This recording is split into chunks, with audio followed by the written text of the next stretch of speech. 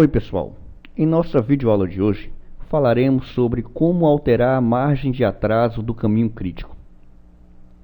Este assunto encontra-se em nosso livro no item 8.2.2, como alterar a margem de atraso do caminho crítico. Bem, o que a gente está querendo fazer com a alteração dessa margem de atraso? Por default, quer dizer, por padrão do project, o project trabalha com tarefas críticas, aquelas que têm margem de atraso igual a 0. Vamos ver isso? Arquivo, opções, avançado. Então, tarefas são críticas quando a margem de atraso é menor ou igual a 0. Esse é o padrão default do project, ok? Então, é por isso que, observem bem, essa tarefa aqui, a tarefa revisão, ela depende de quem? Da tarefa tabelas e gráficos e da tabela figura. Então, a tarefa figuras, vejam que ela não é crítica. Por quê? Porque ela pode atrasar. Se ela atrasar um dia, isto é, ao invés de iniciar aqui, ela vai terminar junto com tabelas e gráficos e, consequentemente, não irá atrasar a tarefa revisão. Então, a tabela figuras, ela tem uma folga.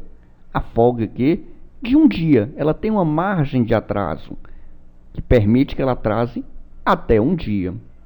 Então, se em arquivo, opções, avançado,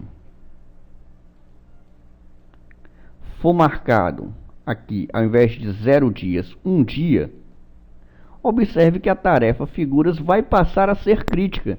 Por quê? Porque crítica não é somente aquela tarefa que tem folga ou margem de atraso 0. Com margem de atraso 1 também é crítica e ela foi marcada. Por que é interessante fazer isso?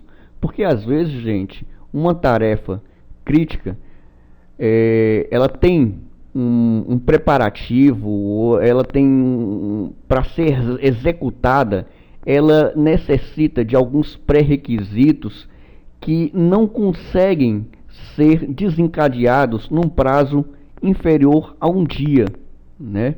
E você poderia dizer, então vamos colocar esses pré-requisitos no nosso controle de atividades.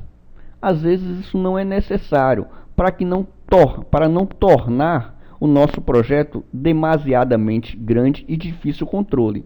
Então você sabe, vamos supor, por exemplo, que a tarefas figuras, se ela for atrasada, né, em um dia, mesmo que ela atrase em um dia, ela tem algumas outras consequências que irão implicar na tarefa revisão, né, ou no cronograma final do nosso projeto.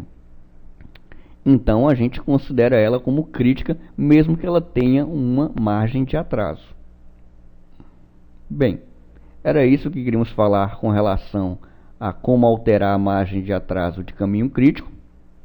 Esperamos que tenham gostado e até a nossa próxima videoaula.